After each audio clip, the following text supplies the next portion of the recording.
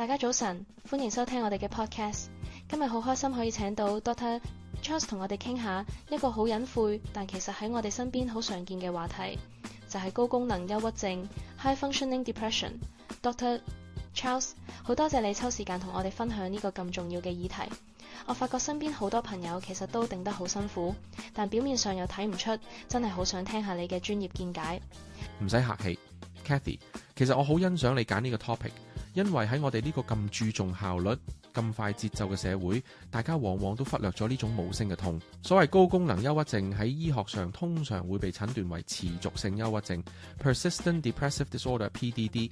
佢同一般大家想象中嗰種匿喺房入面喊返唔到工嘅憂鬱症好唔同。根據 BBC 之前一篇關於微笑抑鬱症 （Smiling Depression） 嘅報導指出，好多患者其實擁有非常之高嘅社會功能啦。佢哋可以係公司嘅 top performer， 亦可以係朋友眼中嘅開心果。佢哋每日返工嗰陣，好似開咗個自動導航模式咁處理事情，井井有條。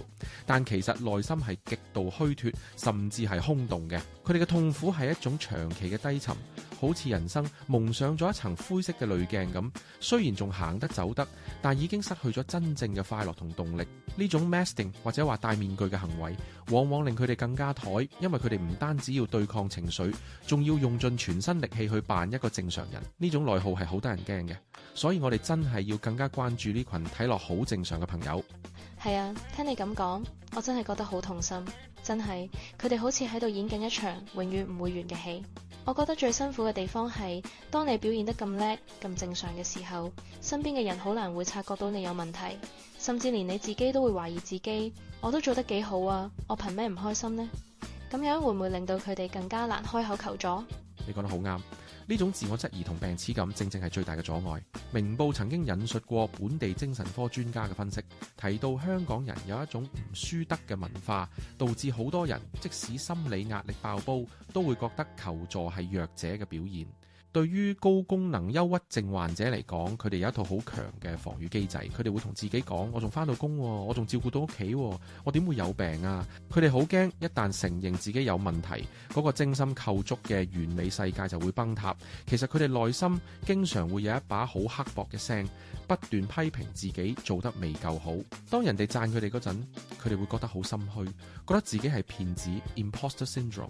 要克服呢一點，第一步係要由外向內轉向。我哋要明白，情緒嘅健康並唔係睇你做到幾多嘢，而係睇你感覺點樣。如果你發覺自己雖然每日都完成到 tasks， 但對原本中意嘅嘢失去咗興趣，長期覺得好怠，甚至覺得人生冇乜意義，呢啲就係警號。我哋需要學習拆低嗰個強人嘅標籤，俾自己有一個空間去承認自己嘅脆弱。脆弱並唔係軟弱，而係一種勇氣，因為你要面對真實嘅自己。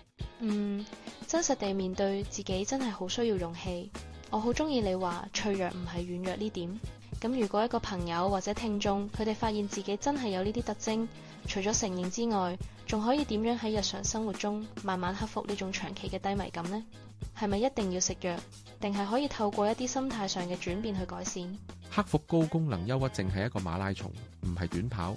藥物有時係一個輔助 buffer， 但長期嚟講，認知行為嘅調整同生活習慣嘅改變係核心。我建議可以由幾個層面入手。首先要練習 self-compassion， 即係自我慈悲。好多高功能憂鬱症患者對人好溫柔，但對自己極之殘忍。你要試下好似對待最好嘅朋友咁對待自己。當你覺得怠，唔好怪自己懶，而係同自己講：我今日已經用咗好多力，我休息下係可以嘅。第二係要建立真誠嘅連結 （authentic connection）。好多患者雖然社交頻繁，但全部都係表面，冇人知佢內心諗乜。試下揾一個你真正信任嘅人，或者係專業心理學家，嘗試將你個面具揭開一條縫，講出你真實嘅感受。當你發現原來有人可以接納你嘅黑暗面，嗰種療癒力量係好大嘅。第三，我建議大家要重新定義成功，唔好淨係睇 output 同數字，要開始留意嗰啲小微光 glimmers。例如今日飲到一杯好飲嘅咖啡，或者睇到一朵好靚嘅花。BBC 嘅心理專欄提過，練習 mindfulness 正念可以幫助我哋將焦點由未來嘅擔憂或者過去嘅批判拉翻你當下嘅感受。你要學識同呢種憂鬱感共存，而唔係去消滅佢。當你唔再用力去抵抗佢，你會發覺佢反而會慢慢變淡。真係唔好急，一步一步嚟。聽你咁講，我覺得心入面都好似有一股暖流，其實就係要學識同自己和解。我諗好多人最怕嘅係一旦停低咗就會被社會拋棄，但係其實停低係為咗行更遠嘅路。Dr. Charles， 你覺得喺香港呢種環境要點樣先可以維持呢種自我保護嘅空間，而唔會覺得有負罪感呢？呢個係一個好現實嘅問題。香港嘅競爭力係建立喺高效之上，但往往代價就係心理健康。我覺得要學識劃心理界線 boundaries。你要明白，你嘅價值唔等於你嘅 work performance。喺職場上，我哋可以做一個負責任嘅員工，但係都要預留一啲 non-negotiable time 俾自己。呢段時間呢，你可以去做一啲完全冇目的、純粹令你放鬆嘅嘢，例如行山、畫畫，甚至係發呆。另外，我哋要重新審視我哋對快樂嘅定義。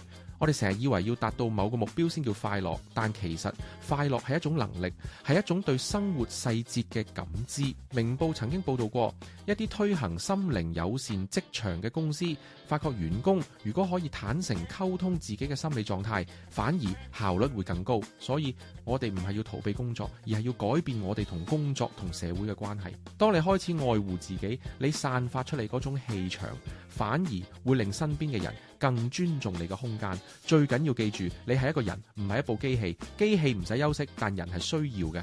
如果你壞咗幾高嘅功能都冇意義。所以俾自己一個 permit to be human 係克服高功能憂鬱症最關鍵嘅一步。Permit to be human 呢句說話真係好有力，真係感謝 Dr. Charles 今日咁溫暖有具啟發性嘅分享。最後，我想請你留翻2至3個問題俾我哋嘅聽眾，等佢哋可以喺埋位或者翻屋企嘅路上，好好反思一下自己嘅狀態。好啊，我希望大家可以靜落嚟問下自己呢3個問題。第一，如果聽日我唔再需要滿足任何人嘅期待，我最想為自己做啲乜嘢？第二，喺我表現得最堅強嘅時候，我其實最希望得到邊一種安慰？第三，我上次感受到純粹嘅喜悅，而唔係因為完成工作而感到嘅釋懷，係幾時呢？希望呢幾個問題可以幫大家揾翻內心嗰個真實嘅自己。多謝 Dr. Charles， 大家聽完今日嘅分享，記得俾自己一個擁抱，話俾自己聽，你已經做得好足夠啦。如果你中意呢集內容，記得 like 同 share 俾身邊有需要嘅朋友。我哋下集查找智慧，再見，拜拜。